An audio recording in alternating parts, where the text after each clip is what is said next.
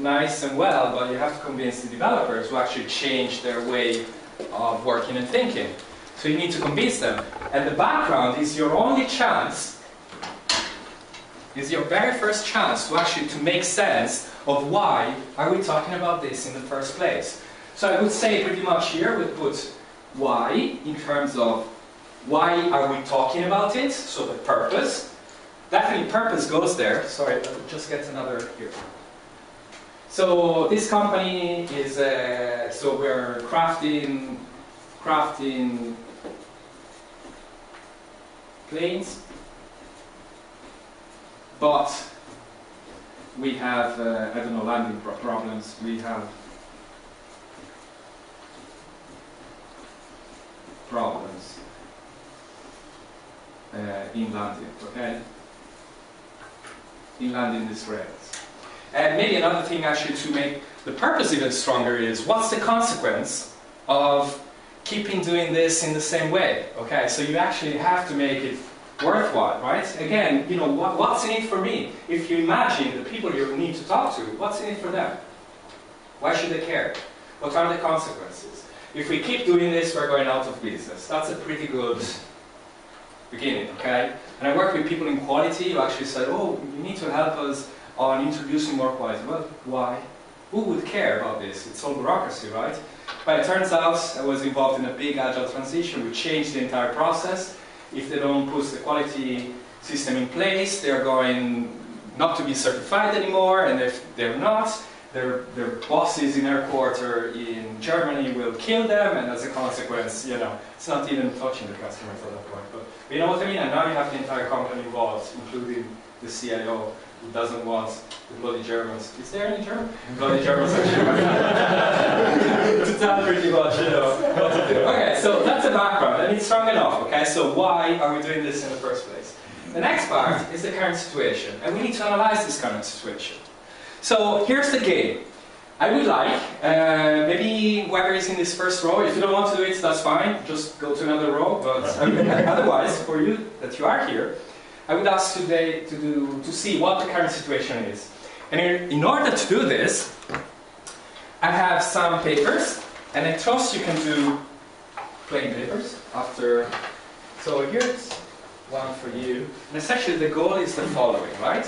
If you know how to do them, if you don't, just make a guess and do whatever. And what I will ask, so sorry for the others are going to be observers, unless you have a really strong reasons to build a plane and you actually want to join, but then what we will do is, so I will ask, build a plane, and then we'll try from here, and the objective is to land in this platform. Okay, and maybe with an accuracy of, I don't know, maybe 2 feet, okay? If it's within this area, we're fine. Okay, and what we will do is, the current situation is pretty much, of all the tries that we do, how many times we hit the platform. We're allowed to bounce it off the back wall. Yeah, whatever. yeah, that's right. Yeah, we're bending the rules with the internet. We'll try this? Okay, so 3, 2, 1, go. Just do the plane. Not throw the plane, right? Do it. I haven't done a plane in years. Does this count as a plane? Maybe we should have some ground rules for that. No. An actual something that looks like a plane. Okay. Is there time in the shot? Just be fast. And what we will do though is, tell you what, why don't we create a separate to mark. I have no idea how it works. What? I haven't done it in years, I wouldn't be able to do it, I think.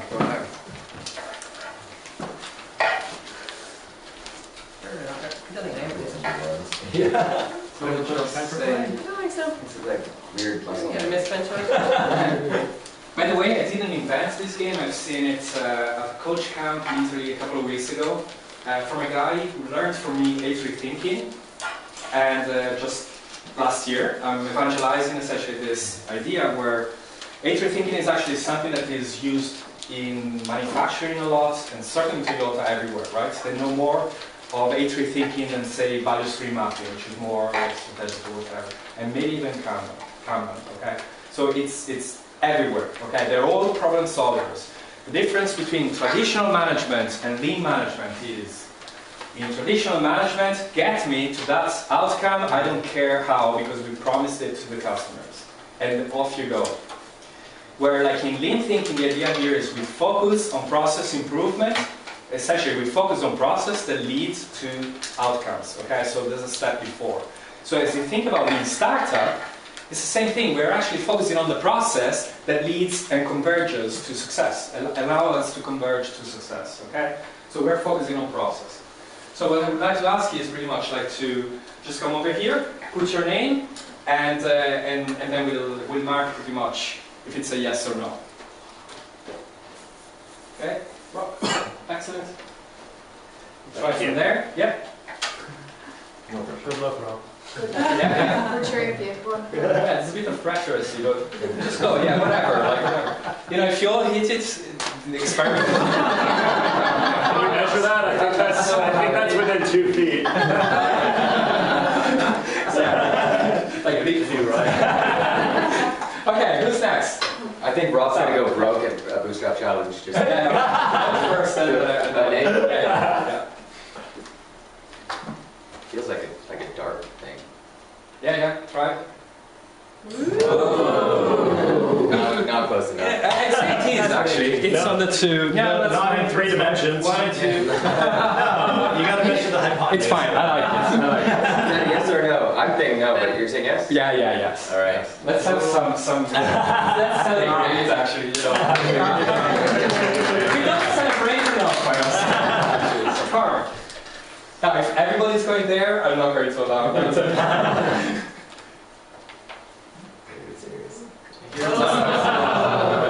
Good attempt. Nice try. I think the room is tilted. Maybe it is, and keep your plane. Nice. Okay. Is this what they So you know what we're doing here, right? We're not creating a hypothesis about the current situation. I want the facts. Okay, what's the facts? It's a bit cheating. There's a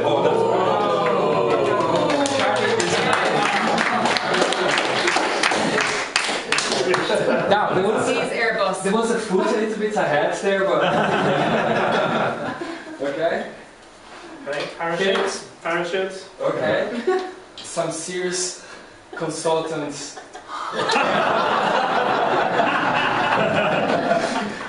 Classical consultants. It's all they have this kind of excellent design and stuff. So.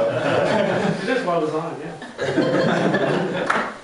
Okay, so Oh, I missed that job. That's building planes. that's an interesting design. Actually, I've never seen anything like How are that. your jump I jets? think I can actually go to the moon with that. Go ahead. Let's not. I feel good about it. Yeah, I wouldn't. Actually, it wasn't that good. I'm not going to allow it, sorry. But it was a nice attempt. That was very Two good. big feet. Yeah. Camera got in the way. Okay. And now we have this. Super concentrated. Oh, yes. Oh, yes. Very good. Take your plane. You may need it. I'll tell you why. But, go ahead. Excellent. So, okay, that's fine. We're observing. We're essentially taking metrics. There is a problem. The problem is the rate of landing, okay, based on an expectation. We'll see what the expectation is, but what we're doing. Wouldn't be very few. I like how people laugh at others' attempts to actually do something. I don't know. We're laughing with the attempt. Yeah. Okay, so what's the situation now? Are we done? We are done. Very good. So now that we have the numbers, I'm looking for the marker. Oh, There. Says what? okay, excellent. So how many attempts did we have in 8. total? 8 attempts, and we had 3 successful attempts. So let's say arithmetics are not useful to us now. Sorry. So let's say we have the current situation. Out of a total of 8 attempts, we actually managed to have 3 successful. Okay? would you agree with me that the ideal is that 8 over 8? That's the ideal, right? Okay, however, getting from now to 8 may be a big deal.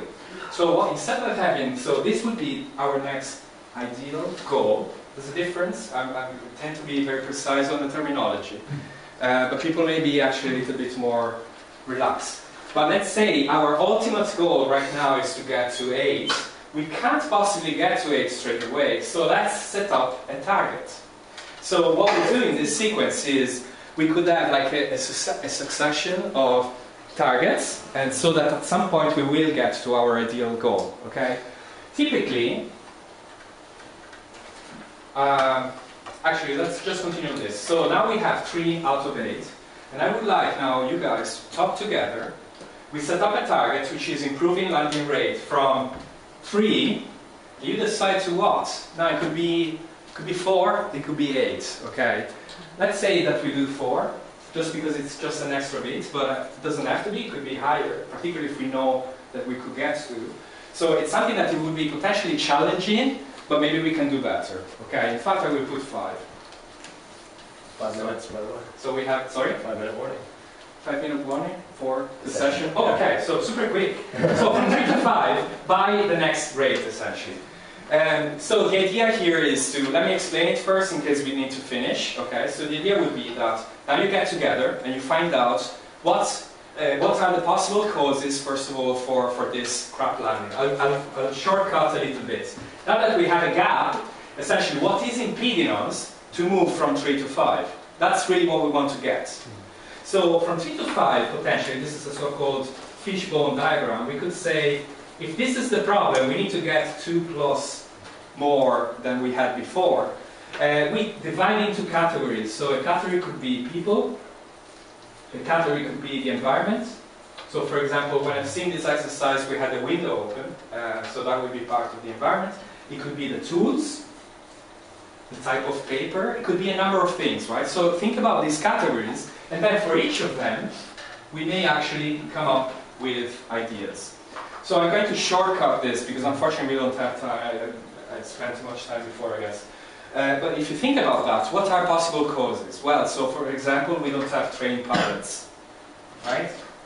Pilots are not trained. You know, they're idiots. And the other one is maybe on the tools, maybe is the paper doesn't have the weight that is correct, so whatever the reason is. In terms of the environment, as I said, maybe the window is open, the wind comes in and, you know, deviates things. So if you get together, then now that we have possible causes, you could actually do a 5 whys technique and actually say, okay, we don't have good pilots. Why? Well, because they're not trained. Or why they're not trained? Well, because we don't have a standard for training and whatever. So it could be a number of root causes, okay? But the point being is, once we identify the causes, and only then, I would put letters here, like A and B, essentially actionable root causes, things I can do something about.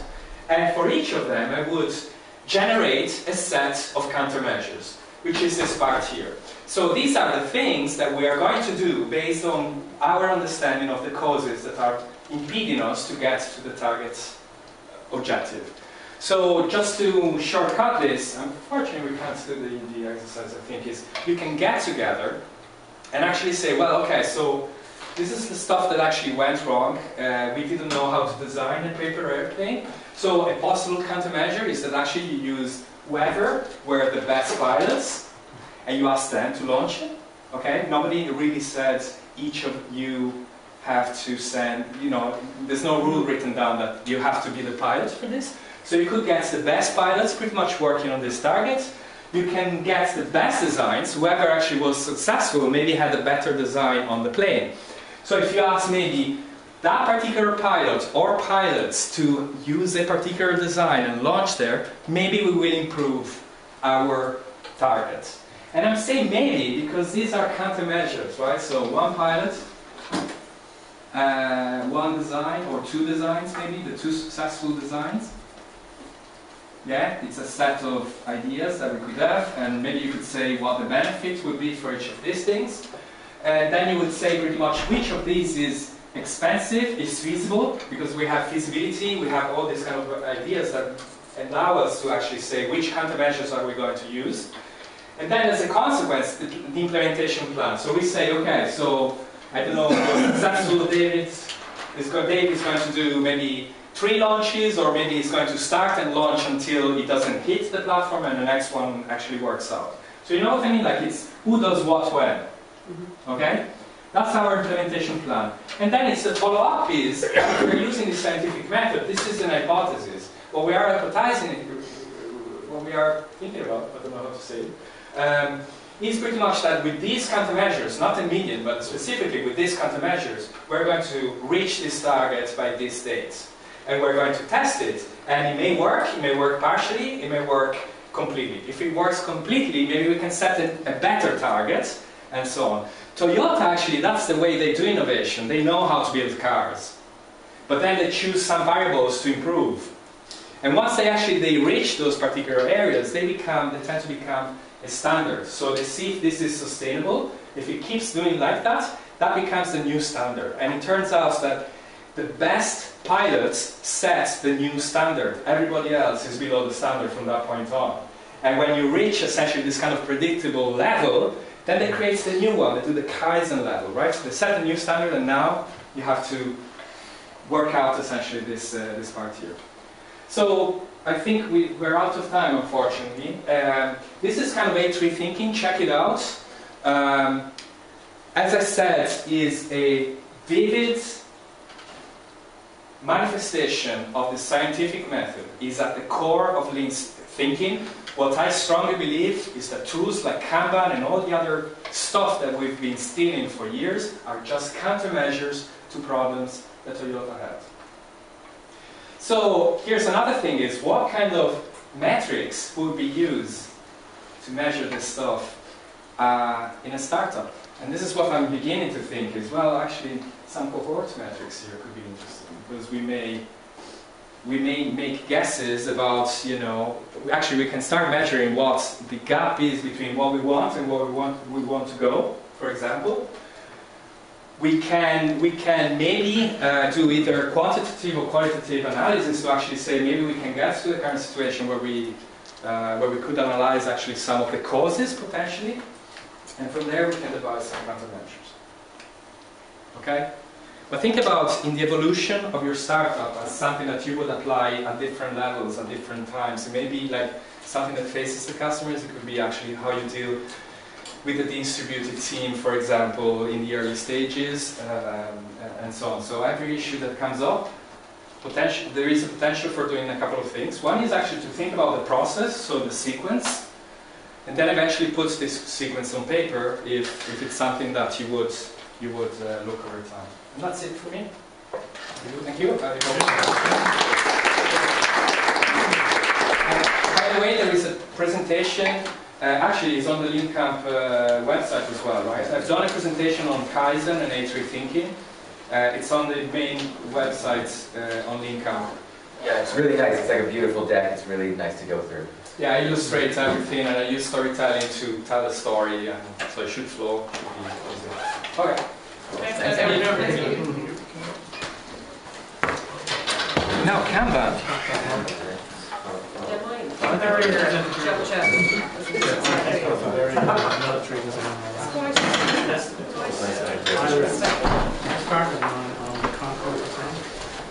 What happened there? True. Sorry, not gonna